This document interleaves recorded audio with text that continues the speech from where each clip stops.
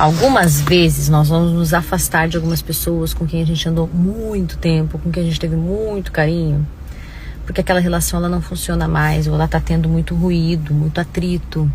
E para preservar o carinho, o respeito e a história, você se afasta, você impõe alguns limites que antes não tinham, porque daquele jeito não funciona mais. E tudo bem, essas coisas acontecem, a gente muda o tempo todo, então o outro também muda.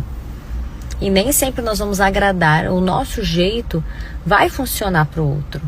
Então, que nós tenhamos relações que combinem mais com a gente, com pessoas que combinem mais com a gente. Isso não quer dizer que você falta uma consideração ou que você vai sair descartando as pessoas. Mas para sua paz e para a paz do outro, às vezes é bom um distanciamento ou um tempo para que você possa reorganizar e ver quais são as prioridades, o que ainda faz sentido na sua vida. Essa pessoa ainda cabe?